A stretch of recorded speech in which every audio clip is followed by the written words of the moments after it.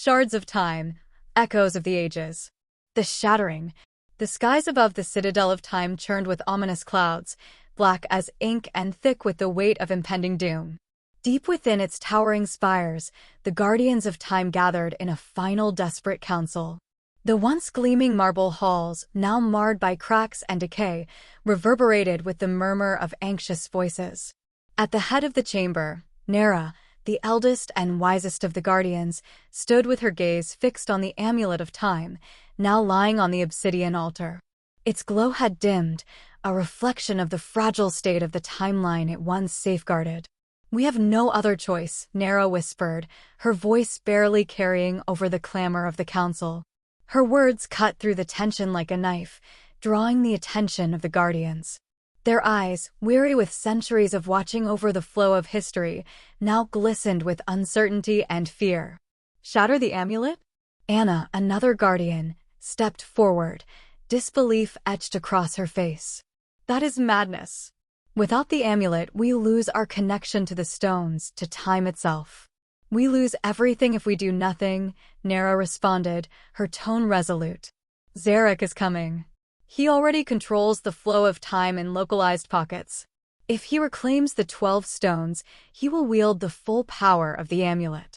He will reshape reality itself." The room fell into a heavy silence. Zarok, the once loyal guardian, now twisted by his ambition, had already begun his war against time. His fall from grace had shaken the guardians to their core. Once revered for his knowledge and strength, Zarok had become consumed by the belief that the amulet was his birthright. He had argued, at first in whispers, then with growing fervor, that time should not be a river the guardians merely watched over, it should be a tool. His tool. His vision was one of control, of dominance. He would wield time not to preserve it, but to rewrite history, shaping the future to his whims. Zarok's banishment had done little to quell his desire. In the years since, he had scoured the hidden corners of the timeline, building power, bending fragments of time to his will. Now he was close, too close. The guardians had seen the signs. Time rifts had appeared, anomalies growing larger with each passing day. Shadows of things that had never been flickered into existence, and the fabric of reality itself strained under the weight of Zarok's manipulations. "We cannot let Zarok gather the stones," Nera continued. "If we shatter the amulet, we scatter the stones across the ages. It will delay him, make it nearly impossible for him to find them all. But it will also sever our connection to them," Anna pressed. "We will be powerless." "Not powerless," Nera said softly. "The stones will still call to those worthy. They will still have their guardians, hidden among the ages. We will find a champion, someone who can retrieve the stones and restore the amulet." Murmurs rose again, this time with less fear, more resignation. The guardians knew the truth of Nera's words. Zarok had left them no choice. If they didn't act, time itself would be at his mercy. One by one, the guardians nodded, their eyes meeting across the chamber in silent agreement. With a wave of her hand, Nera summoned the Amulet of Time to hover above the altar. Its once brilliant glow flickered weakly, but the 12 stones embedded within it still shimmered faintly, each one a beacon of a pivotal moment in history. "I will do it," Nera said, her voice filled with the weight of centuries of duty.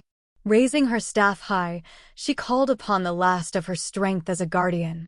A surge of energy crackled through the room, and with a sharp crack, the amulet exploded into a blinding burst of light. The 12 stones, now dislodged from the amulet, shot across the chamber like comets, vanishing into time itself, each one carried to a different era, a different moment.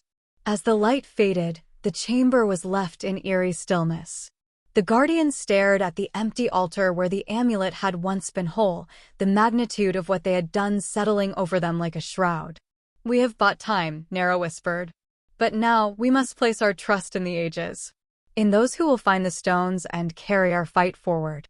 Far beyond the citadel, Zarok stood at the edge of a crumbling time rift, his dark robes billowing in the ethereal winds.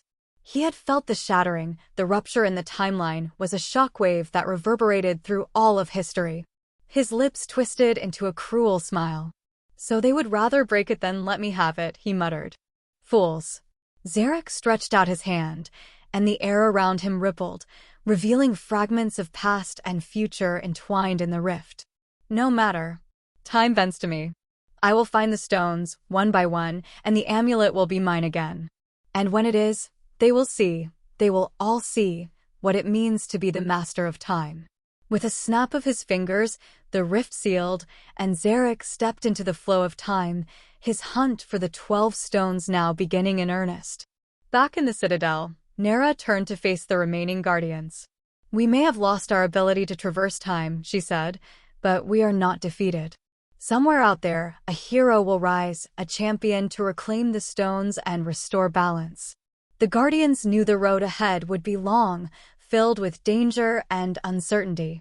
But as they faded into the shadows of their broken citadel, their hope now lay in the hands of a stranger, a figure yet to step forward from the annals of history, destined to reshape the fate of time itself. Thus began the Age of Shattering, where the echoes of time would call for a hero to mend what had been broken.